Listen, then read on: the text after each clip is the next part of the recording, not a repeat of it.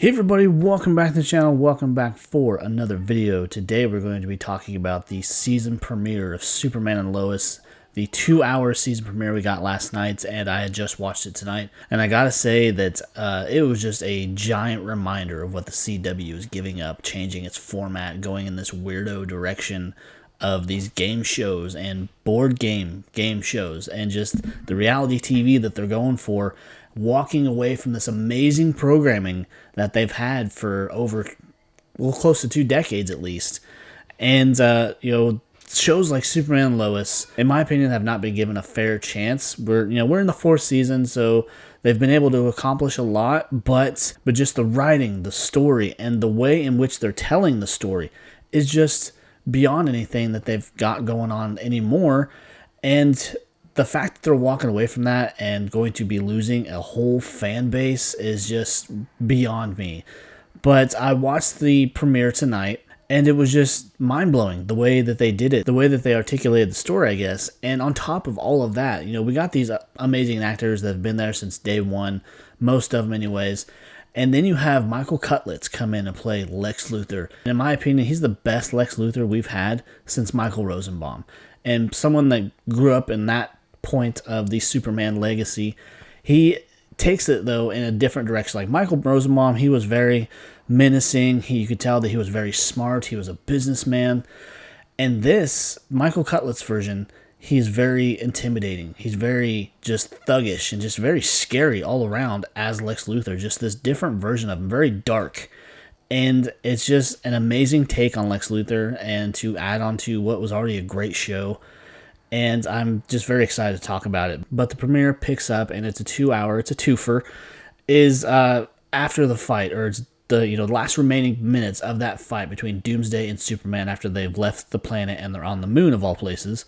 And they just keep kind of going back and forth kind of with that little bit of the fight left, and they're doing flashbacks of like when Clark first revealed his secret to Lois, and them getting engaged, getting married, and her kind of becoming his protector, just the things that she was willing to do. Because the whole thing with Lex Luthor coming in, him getting out of prison after this 17-year stint, and him blaming Lois, well, it was all based on a story that she had printed about the things he'd done, and some audio recording that apparently wasn't him, but she just didn't believe it. I mean, who would? Because it's Lex Luthor, and he's responsible for so many atrocious things. And she prints this story, and he spends 17 years in prison. And his whole mission after he gets out is to go after her, ruin her, and take away members of her family and everything. And the whole thing, too, before everything, he offers her the chance to kind of walk away, to kind of make amends, I guess, in his eyes anyways, where he says that if you retire from reporting, from writing, I'll call it square. But she doesn't take it, and because of this, it sets off a whole chain of events where we get our version of Doomsday. Then we have Lex kidnapping his father, just orchestrating this woman to come in and be a love interest for her dad. And it turns out that she is working for Lex and takes him prisoner. And then we don't know about his fate until this episode, or until this premiere. And you're left wondering, are they really going to kill him off? Because of the budget that got slashed for this show, a lot of the main cast was reduced down to reoccurring guest roles. We didn't really have anybody but Sam Lane there in that first episode. And then we get the return of Lana and her daughter Sarah, and just kind of adding something else to the mix, I guess. But just the heartbreak and the disbelief that Lois and Jonathan and Jordan all have regarding the events of Doomsday bringing Superman back to Earth after he's defeated him, and kind of the more gruesome part of it, removing his heart. That was kind of Lex's request: you bring me his heart, and he sure did.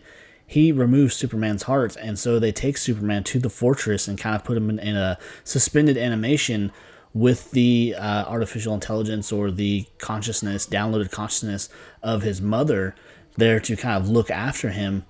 And the whole thing's about trying to get his heart back, because she figures out that if we get his heart back, we can put him back together, basically. We can bring him back, because even though he's Kryptonian and he can kind of bounce back from any injury, he can't regrow organs, which is, makes sense.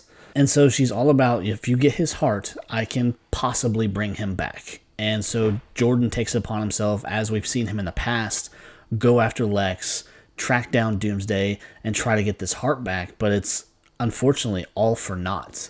He gets in way over his head, gets himself in a situation where he could possibly be killed, and his brother too, getting himself sneaking into Lex's apartment that he's kind of bought up across the street from the Gazette, and just putting themselves in these dangerous situations where neither of them could come out alive, torturing Lois in the process too.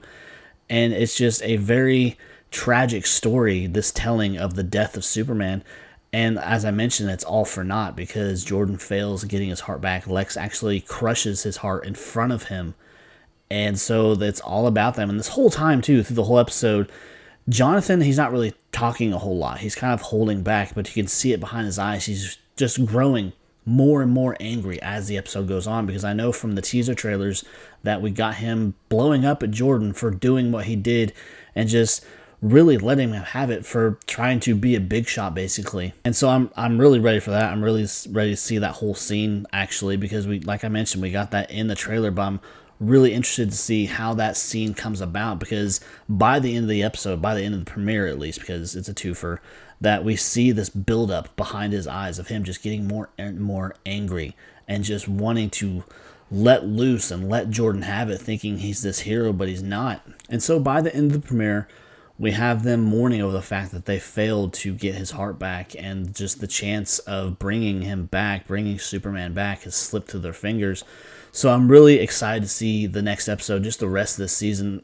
You know, unfortunately, it is the last season, and it's just a huge, huge missed opportunity with CW doing what they're doing with this new ownership and just completely, basically forgetting about the last 20 years, the success that they've had with all of their shows and all of their different universes that they've explored with, you know, just the different versions of Superman we've had, the Arrowverse, the Vampire Diaries, that universe, and just these varying other shows along the way that have been huge successes for this channel, just to basically kind of turn and spit in its general direction and just be like, well, we're done. We're moving on to this cheesy, fucking corny, stupid reality TV, because I hate nothing more than reality TV. That is just some of the worst. That is the worst idea anyone's ever had. But that's just a whole nother fucking video, I'm pretty sure.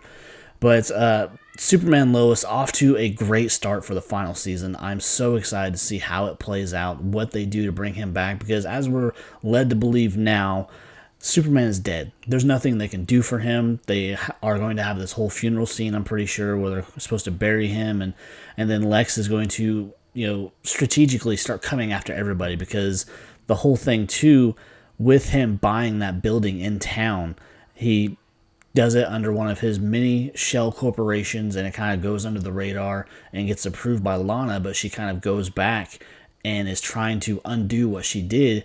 And I know that's going to come back and kind of bite her in the ass too, because I know they're going to come after her and Sarah. And so far, we have not seen Chrissy or Kyle, and the fact that Chrissy is pregnant with Kyle's child. And the younger daughter of Lana, she never really played that big of a part anyway, so we haven't seen her either. And so I'm waiting for what they're going to do with the rest of them, because when we left Sam Lane, he ended up getting rescued. He was buried alive, and Jordan swooped in, of course, and saved him, and now he's in the DOD, obviously under heavy guard. But I think there's going to be some problems coming up, because Lex's little sidekick that he has says that they have turned somebody in the DOD. So I don't think Sam Lane's story is quite over yet, and I'm ready to see what they do with John Henry Irons and his daughter, and just maybe possibly what they're going to do, because we're supposed to get Tom Cavanaugh, I believe, in a cameo appearance in the series finale, and I don't know what part he's supposed to play. I don't know if it's going to have anything to do with the Flash or the Arrowverse or anything like that, because they made it pretty clear that this show is completely separate from that universe, and that was kind of the cutoff there.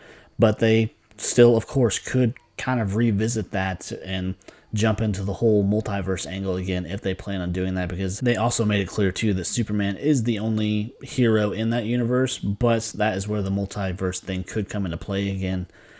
And so it was just a great premiere, and just a sad reminder of the things that we're losing as far as this channel, and I'm very disappointed in the ownership, but things are going to change, unfortunately, and Hopefully we get a universe equally as good, or they find some way to help this universe live on. But I don't have high hopes because of the whole reboot with the movie universe. James Gunn wanted to do his thing with his new Superman. And from what I understand, that is partly why we're losing this one, because he doesn't want two competing Supermans. I have heard that that's not true, but I've also heard that's very true, which I can see, but I absolutely don't agree with, because I've completely lost interest in the movie universe. I don't care about it anymore. Just the million times that they keep recycling the same story. But anyways, a great premiere. Ready to see the rest of this season and just what happens with this story, how it's going to differ from how they've done it in the past. But anyways, guys, that is my review for the season premiere of Season 4, Superman and Lois. Very excited and just ready to see what this comes down to. If you enjoyed the review, please be sure to leave a like, leave a comment, of course, subscribe to the channel. I'd really appreciate it. Share the channel, get it out there, let everybody see it. Help me get this community to grow, and I will see you next time. So take care. Bye.